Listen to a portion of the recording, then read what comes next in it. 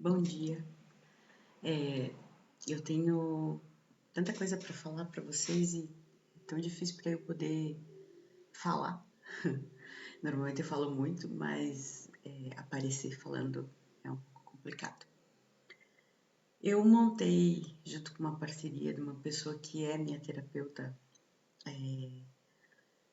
e eu atendo ela me atende há algum tempo já, tá? Desde que eu comecei a entrar para esse mundo, entrar de verdade, para esse mundo esotérico, espiritual, comecei a entender, tentar entender aquilo que eu sempre vivenciei e não sabia como entender. Durante o processo que a gente teve que ficar em casa, isolado, não podia ter contato com as pessoas, não podia sair, não podia fazer nada, o que eu fiz? Eu fui estudar. E eu estudei bastante. E dentro desses estudos e cursos que eu fiz, eu tenho muita gratidão por todos os cursos que eu fiz, começou a vir para mim situações em que eu escrevia. E era bem assustador, porém, estava dentro de um curso, tinha um instrutor, o Paulo, né? Paulo do Sintonia, ele falava, Carla, tem que escrever, então vai escrever, o fato que depois a gente vai entender o que você escreve. E o escrever começou a ficar a ouvir. E ouvir, lógico não, tudo muito rápido, mas ao decorrer de 2020 até agora. E o ouvir passou a ser ver. E eu passei a me lembrar de quando eu era criança, bem criança. Eu sempre falei com pessoas que não estavam nesse planeta, né, fisicamente. E eu recebia visitas de pessoas. E essas pessoas, para mim, eram muito lindas, extremamente lindas. Embora, quando eu era criança, o ser que vinha falar comigo, eu achava ele tão velho. Devia. Hoje, quando eu vejo ele, eu vejo que ele tem lá tipo 35, 40 anos, mas quando eu via ele quando tinha 6, 7 anos, lógico que ele era velho, tinha 6, 7 anos.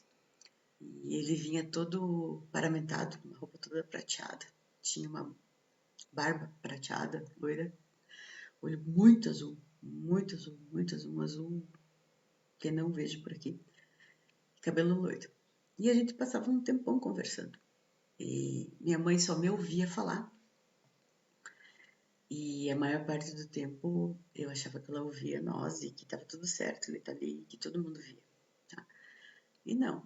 Daí, com o tempo, minha mãe começou a ficar com medo, porque um dia eu vi um dragão na sala.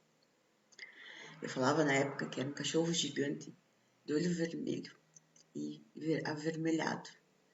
E hoje, com o meu contato atual, eu sei quem era. Na época, não. E como eu não sabia o que era, me assustei, gritei. Isso e mais uma sessão de coisas, de situações que eu vivenciava, que era saber quando uma pessoa ia morrer, saber quem estava doente, saber quem estava grávido, saber que sexo tinha a criança de quem estava grávida. Fez com que minha mãe me levasse para várias situações, né? Na igreja, fui expulsa da minha primeira catequese, fui expulsa do minha crisma. Expulsa, modo dizer, né? Eu fiz, mas eu era convidada a ficar quieta ou sair da sala. Minha mãe começou a ficar com medo principalmente que eu tinha uma ligação muito grande com meu pai. E toda vez que meu pai estava viajando, ou que ele sofreu um acidente, ou que ele se machucava, ou que ele estava triste, ou que aconteceu alguma coisa, eu sabia. E o meu método na época era entrar debaixo da mesa. Eu ficava debaixo da mesa, eu ia para o meu quarto. E quando eu entrava embaixo da mesa, a minha mãe sabia que coisa boa não era, né? Não sei se ela tem essa lembrança, mas é o que eu tenho. E daí eu sempre tinha lá uma situação que eu desenhava que não era legal. Eu atendia telefone antes de tocar. Eu escuto a energia até hoje. E era muito difícil eu falar isso para as pessoas. Ou eu falava, ó, atenda o telefone que tá tocando e não estava tocando, ou eu ia atender antes de tocar. Isso foi até uns meus 13, 12, 13 anos. Eu não tinha amigo, não tinha. A gente mudava muito, minha rotina de casa era extremamente complicado. Meu pai mudava muito de cidade, a gente era meio que cigano, caixeiro viajante, sei lá. A gente não tinha um lar definitivo. Então, o fato de mudar muito fazia com que eu não tivesse amigos. Eu já não era uma criança sociável. Eu já não falava coisas que as crianças falavam. Não tinha a menor paciência para as brincadeiras que as crianças brincavam. Eu não era uma criança mal educada nem nada, até porque a família, a minha educação sempre foi muito rígida. E só que eu não gostava de criança, eu gostava de adulto, gostava de conversas mais adultas, mais sábias. E eu era uma criança, então eu era uma criança pentelha, impertinente, que dificilmente as pessoas queriam falar comigo, né? Que você vai dar moral para uma criança. Então, eu fiquei cada vez mais no meu mundinho. Lia tudo que eu podia ler, era rato de biblioteca, lia tudo, tudo. Li Barça, lia enciclopédia, lia romance, lia Tex-Mex, uns gibizinhos, uns negocinhos que meu pai lia que tinha um monte de cena de sexo, um monte de coisa que se ele soubesse que eu lia, ele ia surtar. Eu sabia onde que ele guardava os livros, minha mãe guardava os romances, telenovelas, eu lia tudo. Eu sempre li muito. Hoje em dia eu ando meio cansada de ler. Acho que a vista já não ajuda tanto, né? Mas li bastante. E não tinha com quem dividir isso. Né? Aí eu fiquei nesse mundo, nesse meu mundo. Com 12, 13 anos eu conheci umas pessoas, umas amigas, que tinha tudo que eu não tinha. Né? Tinha uma família divertida, eram divertidas, elas não tinham essas. Hoje eu penso assim que elas não tinham tanta complicação interna quanto eu tinha. E com elas eu aprendi a me divertir. Lógico que eu era míope, não sabia que era míope, então, vamos jogar vôlei, eu ia, só levava bolada, vivia levando bolada na cabeça, bolada no nariz, porque eu não enxergava. Então eu não era uma pessoa normal para o padrão das meninas da minha idade naquela época. Minhas amigas jogavam vôlei, faziam esgrima, tinham não sei o que, faziam não sei o que. Eu olhava aquilo tudo e voltava pro meu mundo de livros, de escrever, de meu mundo particular. Né? Me arrependo? Não. Mas podia ter me divertido mais? Podia. Mas acho que esse mundo esportivo não era para mim, né? Então eu não conseguia me adaptar. Mas eu sempre fui muito adaptável como amiga. Eu sempre fui muito boa ouvinte. Eu sempre prestei muita atenção nas pessoas. Para mim é fácil entender as pessoas. É muito fácil, ó, meu notificador aqui. É muito fácil eu captar se a pessoa tá bem, se ela tá triste, se ela precisa falar, o que ela precisa ouvir, desde sempre. Então eu ouvia minha avó, ouvia minhas tias, ouvia primas, ouvia amigos, ouvia clientes ao longo da minha vida. As pessoas contam as coisas para mim com facilidade, talvez porque eu ouça mais do que fale, né?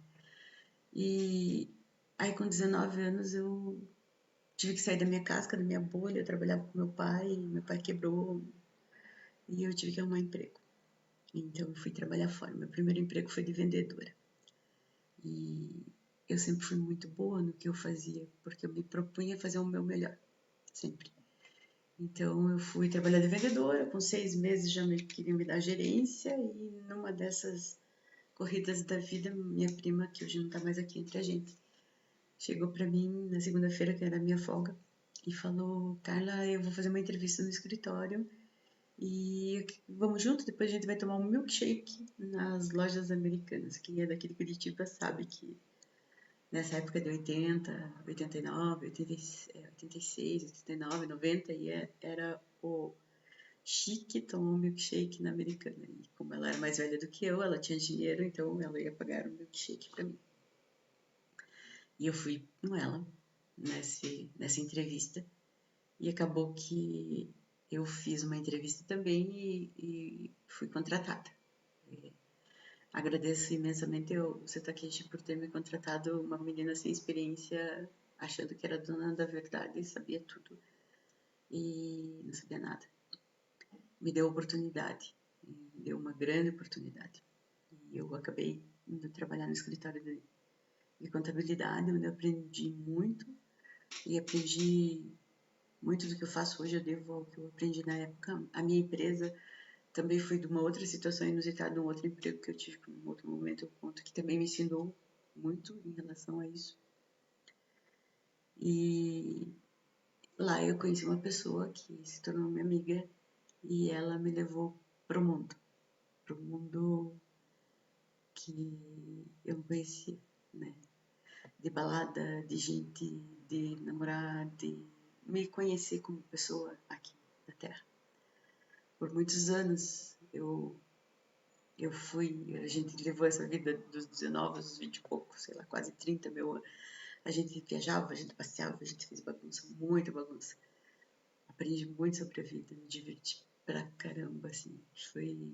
Posso dizer que a melhor época da minha vida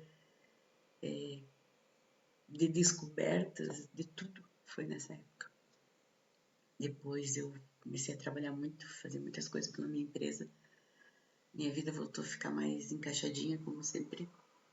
E na pandemia eu tive tempo. Eu achava que eu tinha tempo. Porque eu não estava. As coisas que eu fazia da área jurídica, em um outro momento eu conto como que eu entrei nisso. Essas coisas que eu fazia nessa área, elas ficaram travadas por um ano praticamente. Nada acontecia, ninguém sabia que caminho tomar, como iriam fazer. Tipo, tinham que montar processo, tinham que montar aplicativos, tinha N coisas que tinham que ser feitas e aquilo foi um banho-maria. Então eu tive um pouco mais de tempo. Na minha cabeça, eu tive um pouco mais de tempo.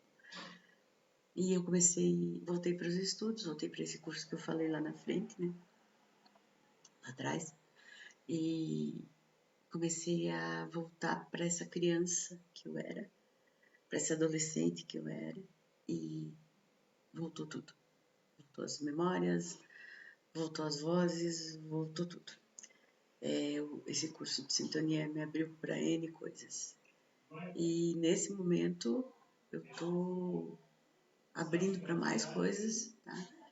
Por isso eu tô compartilhando com vocês um curso que eu tô fazendo com a parceria da minha terapeuta, Graziele, onde me foi passado algumas coisas que eu deveria passar para frente, tá? Eu não tinha esse hábito de passar para frente aquilo que eu aprendia. Eu passava em consulta, Carla, você faz uma consulta terapêutica para mim, espiritual, faço, às vezes recebi algumas cartas, às vezes eram limpezas, N situações que vêm para fazer. Eu não sou uma terapeuta padrão tradicional, as coisas, o atendimento depende de quem vem no momento. Eu não sei nem o que eu vou fazer.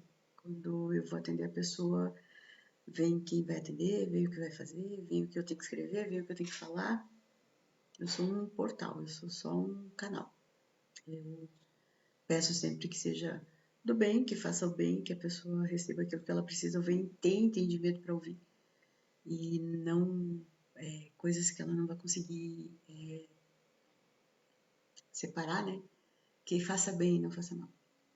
Em resumo, veio para mim a primeira vez que eu vi um dragão, eu vi fisicamente numa sessão que eu estava fazendo de geometria sagrada. A pessoa que estava me atendendo virou um dragão. Por segundos eu vi ele se transformar num lindo dragão. Só que o que eu fiz? Fiquei com muito medo, né? Que dragão é reptiliano, reptiliano é do mal, e eu tinha muito essa coisa do bem e do mal na minha cabeça. E eu fiquei com medo. Então, eu meio que... Ele falava, você conseguiu ver? Eu falei, vi, mas não me aprofundei nisso. Dali em diante, eu ia meditar e via um dragão que ele passava de lado na minha frente e o olho dele ficava de lado, assim, eu via o olho, o sobrancelha, o cílio muito grande. E eu falava que era uma dragona, uma dragoa. E era um dragão fêmea, dragonesa, né? E antes era só um olhar, questionando, me cobrando certas coisas. Comecei a estudar, não tinha muita informação. Não tinha muita informação em 2019, 2020 sobre isso, não que eu tivesse acesso. Comecei a ouvir muitos vídeos, podcasts e tudo, e esse ser que antes passava de lado, ele começou a ficar de frente.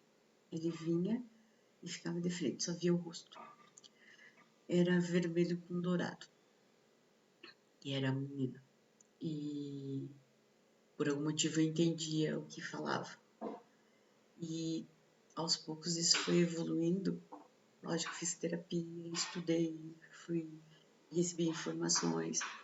Evoluindo, ele é um dos meus mentores. Ela é uma das minhas mentoras. Quando eu vou fazer qualquer coisa que é com ela, eu não sou eu vejo as coisas através dela. O meu olhar é o dela. O meu atendimento se transforma no olhar dela sobre o atendimento. E essa coisa de fazer um curso, já vinha há tempo falando, você tem que fazer um curso, você tem que passar isso para frente, quase ninguém fala sobre o assunto.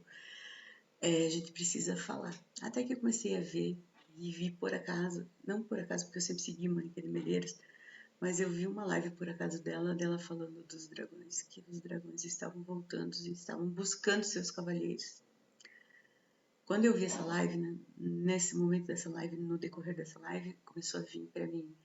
São cavaleiros de dragões, são fractais de dragões e é o coração do dragão. Você tem que falar sobre isso. E eu conversando com a Grazi, numa das sessões que a gente fez, e com a Bárbara, que é outra terapeuta que trabalha comigo, que a gente troca terapias, veio esse conjunto todo, né? E a gente montou uma sintonização, que é o que eu entendi que tem que ser feito primeiramente. O que é o sintonizar? Para quem é cavaleiro, saber que é cavaleiro, para quem é fractal, saber que é fractal, para quem é coração de dragão, saber que é coração de dragão. A meditação veio, a forma como a gente vai fazer o curso veio. É tudo rápido, porque eu sou muito rápida. As coisas para mim são muito rápidas. Eu tenho um acesso muito rápido a tudo. Talvez por ser do jeito que eu sou, sempre fui meio 220, então é tudo muito rápido. Então não é nada demorado. A gente montou uma tarde, das 14 às 18 horas. Vai ser 1 hora e pouco sobre quem são, de onde vieram, que dimensão por que estão aqui no momento, nem eu sei direito, mas mais ou menos o que me disseram. E daí o restante do tempo vai ser meditações para acessar, cada um acessar o seu dragão, né? O que você é em relação àquele dragão, né? E depois vai ser um atendimento coletivo com a nossa egrégora, Rei da Grazi, né? Já vem os dragões e a que cada um serve. Cura da alma, prosperidade, cada um trabalha uma coisa. E eu acho que vai ser bem legal. Eu sei que nesse curso presencial, que é o primeiro que a gente vai fazer agora, dia 29, ele... Não sei se vai ter tanta gente, eu tô aqui com 10 pessoas no máximo na minha cabeça. Porque é um chamado, não é para todo mundo. Nem todo mundo tá preparado para essa energia. E nem todo mundo tá preparado para entender. Eu tô falando no dragão, que ele se apresenta para nós em formato de um dragão, cada um com o seu. O João viu um, a Bárbara outro, a Grazi outro. A gente faz um trabalho de regeneração da terra, que já vem para mim há um tempo, e acabou vindo para a Helenice, que também é terapeuta lá em Aracaju, e a gente está trabalhando isso junto, que veio para nós fechar, eu, a Bárbara e a Helenice, para a gente fazer esse trabalho coletivo para o nosso planeta, né? Então, não é esse... Ele se apresenta para a gente assim porque a gente precisa ver, né? Mas são energias evoluídas, energias acima da nona dimensão, são de amor incondicional. Tá? Não é o dragão do filme, não é o dragão, embora quando eu vejo um dragão no filme, eu consigo ver neles a energia que eu sinto também ali de um animal de poder, né? Que a gente fala animal de poder, mas é um ser de poder, né? Mas é energias, mas a gente precisa ver. A gente é São Tomé, a gente precisa ver. A gente precisa ver materializado aquilo que a gente entende que a gente está vendo. Eu vi um dragão dourado, eu vi um dragão prateado em formato de salamandra, que o marido viu um vinho em formato de salamandra, outros é dourado, outros... cada um vai ter a sua imagem daquilo que para ela representa o dragão que é da egrégora dela. E cada um vai ter a informação que precisa. Se é cavaleiro, o que para mim é o cavaleiro, o que veio para mim? O cavaleiro, ele dá um norte pro dragão. O dragão precisa de um cavaleiro. É um complemento. Ele é o norte do dragão, para onde seguir. O coração do dragão é o sentimento, um complemento de amor, de amorosidade, de entendimento, de não questionamento, de não crítica, de não... Só é amor. Tá? Engraçado que as pessoas que eu menos esperava que fossem coração são coração. Então, assim, a gente se esconde em máscaras, né? Tipo, eu não sou tão boazinha, eu não sou tão querida. E no fim são por amor. Né? E o dragão em si, quando a pessoa já em algum momento foi um ser dessa dimensão, ele tá dentro do dragão, faz parte, é como se fosse um encontro de almas. Então você vê da mesma forma que o dragão vê. E isso é dito para a pessoa nessa sintonização. Ela vai receber esse dragão e vai sentir o que ela é para ele. Tá? Então, esse curso basicamente é isso. É rápido, é uma tarde. Não sei se vai vir outros. Eu tenho um que veio desenhado na minha cabeça que chama Reconectare, que é reconectar o DNA da Terra. E isso eu ainda estou aprendendo, ainda estou estudando, ainda estou vendo como é que vai ser. Mas esse é o primeiro. O primeiro para eu sair da casca, para eu me mostrar, para eu falar abertamente do que está acontecendo hoje na minha vida, para as pessoas entenderem que além da Carla, que tem escritório jurídico junto com um advogado, um irmão, um sócio, tem essa vida paralela, né? A Carla do Lions, que faz, que ajuda, que corre atrás, a Carla a Carla também é essa Carla esotérica, essa Carla que vive com o pé lá e um pé cá.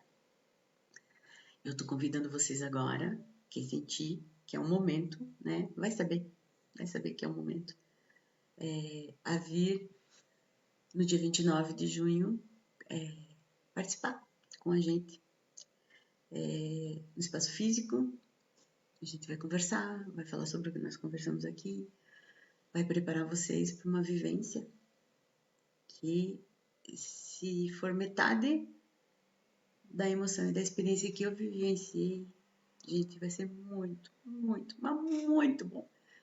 Então, quem sentir que é o momento dessa conexão, só vem. Não questiona muito, não demore tanto que nem eu, que demorei 4 anos, praticamente 3 anos praticamente, para estar aqui falando com vocês.